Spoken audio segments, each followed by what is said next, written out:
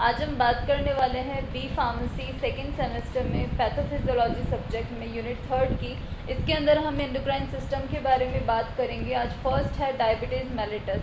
तो इससे पहले इसकी जो नोट्स है वो हमने नीचे डिस्क्रिप्शन बॉक्स में इसका लिंक दे दिया है, तो आप वहाँ से जो है डाउनलोड कर सकते हैं। एंड आपने अभी तक हमारे चैनल को सब्सक्राइब नहीं किया तो please subscribe to the channel and hit the bell icon so आपको हमारे चैनल की नोटिफिकेशंस मिलते रहें। तो चलिए स्टार्ट करते हैं।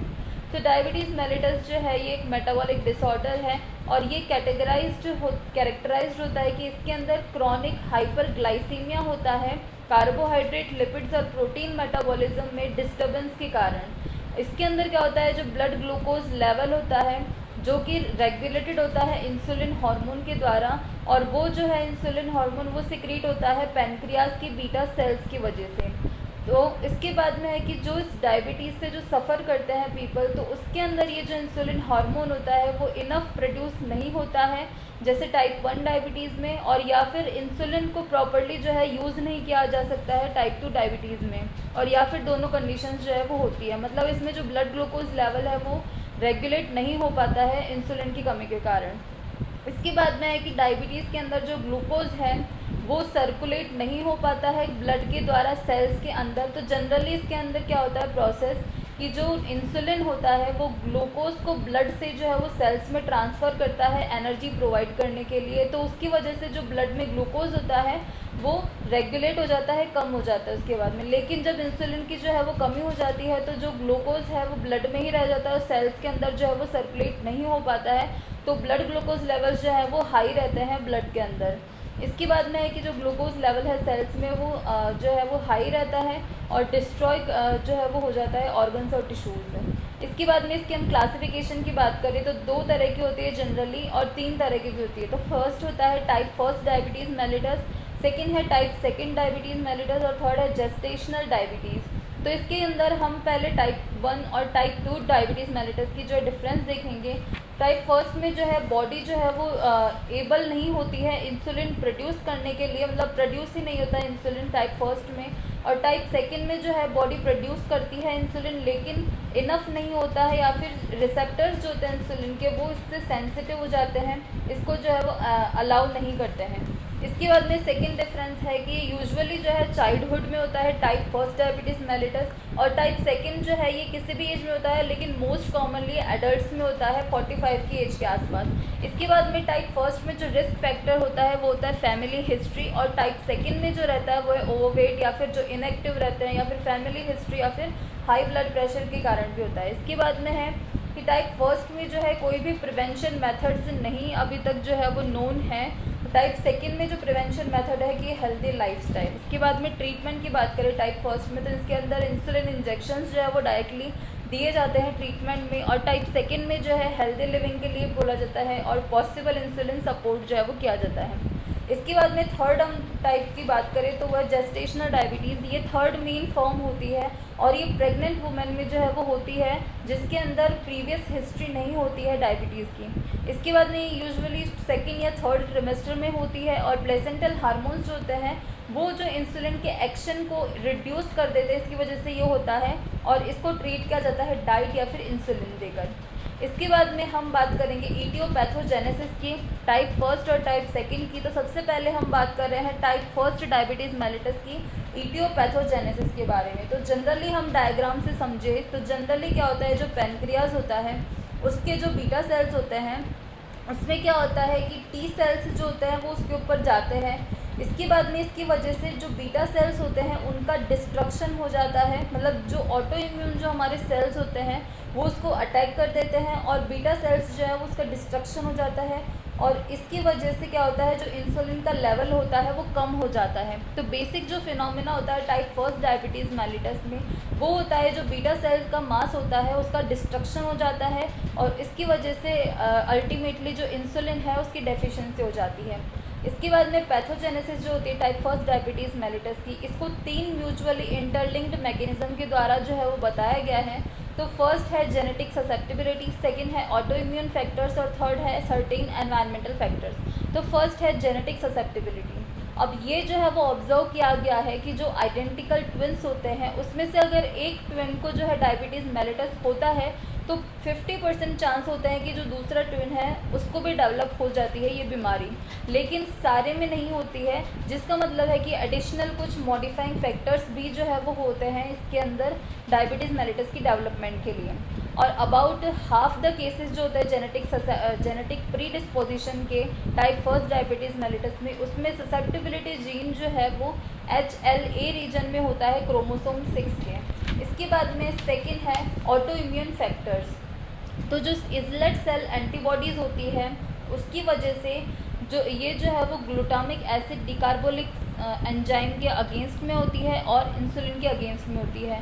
इसकी प्रेजेंस की वजह से भी जो है ये हो सकता है। इसके बाद में है कि या इन्फ्लामेशन हो जाता है पैनक्रियाटिक इजलेट्स में, जिसे हम बोलते हैं इंसुलाइटिस, या फिर सेलेक्टिव डिस्ट्रक्शन होता है बीटा सेल्स का या फिर इजलेट सेल का, जिससे जो है वो रिमेन अनअफेक्टेड रहता है। इसके बाद में है कि टाइप फर्स्ट डायबिटीज़ मेलिटस जो है वो दूसरी ऑटो इम्यून डिजीज़ से भी जो है एसोसिएशन होता है, जैसे ग्रेव्स डिजीज़, एडिसन्स डिजीज़ या हैशिमोटोज थायराइडाइटिस। इसके बाद में थर्ड फैक्टर है एनवायरमेंटल फैक्टर्स। तो कुछ वायरल इन्फेक्शंस जो है वो इस डिज़ीज़ को जो है वो कर सकते हैं, example mumps, measles, coxsackie, B virus etcetera.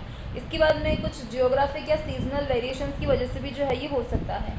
इसके बाद में हम टाइप सेकंड डायबिटीज़ मेलिटस की इडियोपैथोजेनेसिस के बारे में बात करें तो पैनक्रियाज जो होता है उसके जो बीटा सेल्स होते हैं वो इंसुलिन प्रोड्यूस करते हैं सबसे पहले। इसके बाद में जब इंसुलिन जो है ये ब्लड में जाता है तो उसके बाद में ये ग्लूकोज को जो है वो ट्रांसपोर्ट करने जाता है सेल्स में, लेकिन सेल्स पे जो है इंसुलिन रिसेप्टर्स प्रेजेंट होते हैं।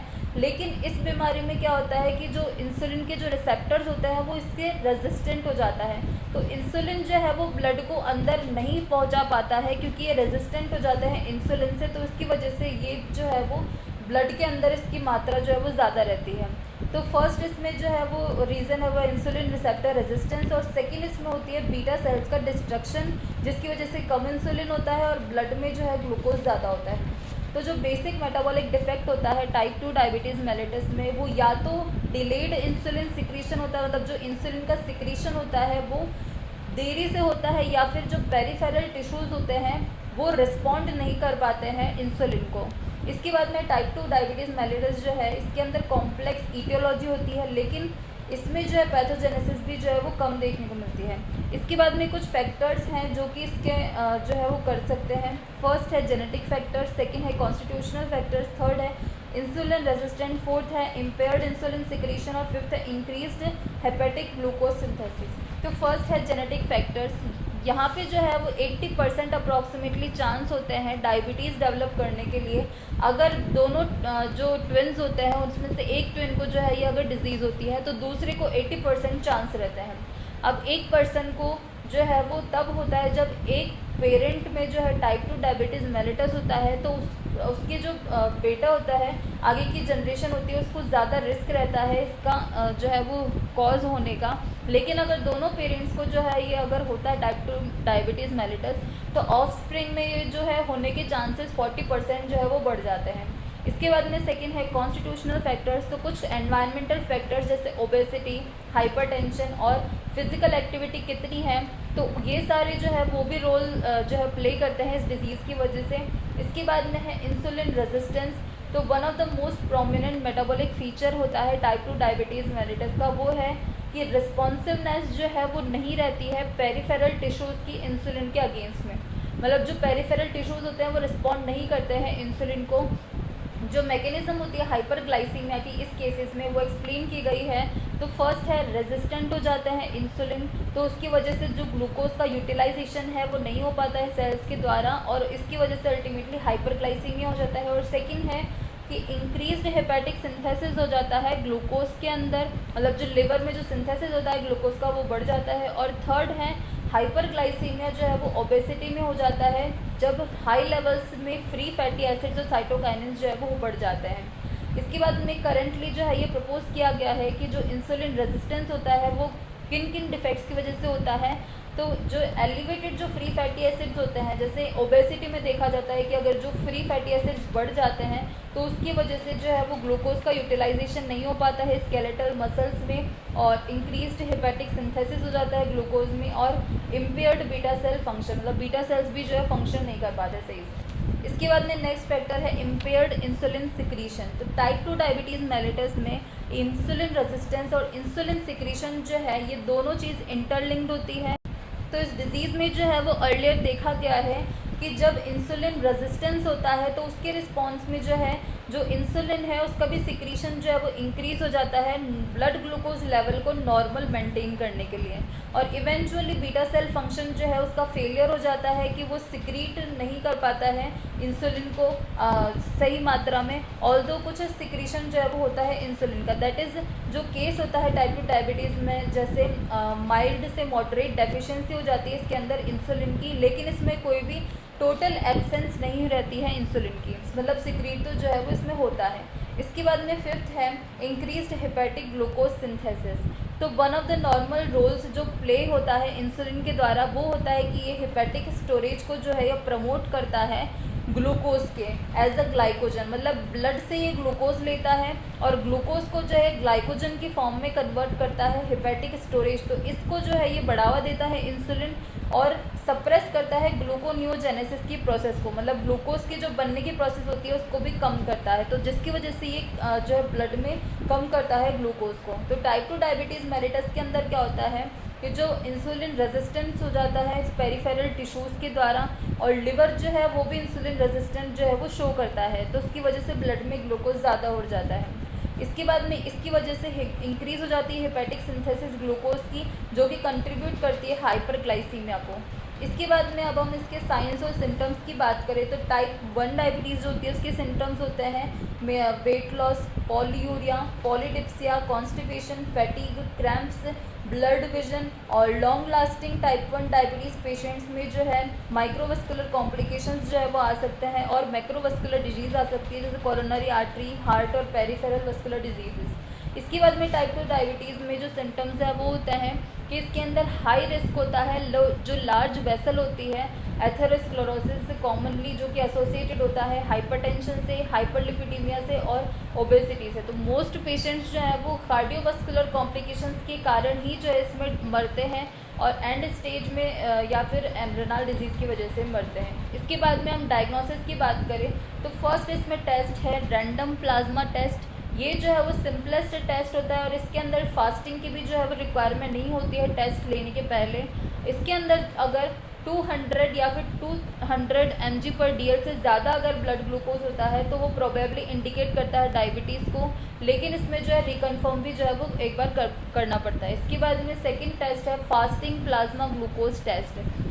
तो इसके अंदर जो है वो 8 आवर्स की मिनिमम फास्टिंग होती है टेस्ट लेने के पहले, और ब्लड ग्लूकोज जो है इसके अंदर 126 mg/dl से ज़्यादा नहीं होना चाहिए 2 या 2 से ज़्यादा टेस्ट के बाद में, और ये जो है वो डिफरेंट डेज में किया जाता है डायबिटीज़ के डायग्नोसिस को करने के लिए। इसके बाद में थर्ड टेस्ट है ओरल ग्लूकोज टॉलरेंस टेस्ट। जब रैंडम प्लाज्मा ग्लूकोज टेस्ट जो है वो 160 से 200 mg/dl आता है, और फास्टिंग प्लाज्मा टेस्ट 110 से 125 mg/dl आता है। तो ये टेस्ट जो है वो कंडक्ट किया जाता है। ये टेस्ट जो है वो बॉडी का रिस्पॉन्स देखता है ग्लूकोज के प्रति, और ये टेस्ट जो है वो इसके अंदर फास्टिंग करनी पड़ती है एटलीस्ट 8 आवर्स की, लेकिन 16 आवर्स से ज़्यादा की इसमें नहीं करनी चाहिए। इसके बाद में हम इसके मैनेजमेंट और ट्रीटमेंट की बात करें तो इसके अंदर ब्लड ग्लूकोज लेवल जो है इसको मेंटेन रखना चाहिए, जितना हो सके उतना नॉर्मल जो है वो इसमें रखना चाहिए, डाइट प्लान को फॉलो करके एक प्रॉपर, और इसके अंदर जो प्रिस्क्राइब्ड मेडिकेशन दी जाती है उसको भी जो है टाइम टू टाइम लेना चाहिए, और एक्टिविटी लेवल जो है उसको इंक्रीज़ करना चाहिए, और ब्लड कोलेस्ट्रॉल होता है उसको भी मेंटेन करना चाहिए, और ट्राइग्लिसराइड जो लेवल्स होते हैं उसको मेंटेन करना चाहिए। और इसके बाद में है कि ब्लड प्रेशर जो है उसको भी कंट्रोल करना चाहिए। ब्लड प्रेशर जो है वो 140 से 90 mmHg से जो है वो ज़्यादा नहीं होना चाहिए। और इसके बाद में है कि फिज़िकली जो है इसमें एक्टिव रहना चाहिए, एक्सरसाइज करनी चाहिए एटलीस्ट 30 मिनट्स की। उसके बाद में है कि वेट जो है वो हमें मेंटेन रखना चाहिए अगर ओवर वेट जो होते हैं, और मेडिकेशंस जो है वो उसको प्रॉपर्ली लेनी चाहिए, इंसुलिन लेना चाहिए अगर प्रिस्क्राइब किया गया होता है। तो ये सारे जो इसके ट्रीटमेंट और मैनेजमेंट जो है वो इसमें दिए जाते हैं। सो गाइज ये थी पैथोफिजियोलॉजी डायबिटीज़ मेलिटस की, और इसकी जो नोट्स है वो हमने नीचे डिस्क्रिप्शन बॉक्स में इसका लिंक दे दिया है, तो आप वहाँ से जो है डाउनलोड कर सकते हैं। And thanks for watching this video, and if you like this video please hit the like button and subscribe my channel ज्ञान की करीबी, and hit the bell icon to get notification for my new videos.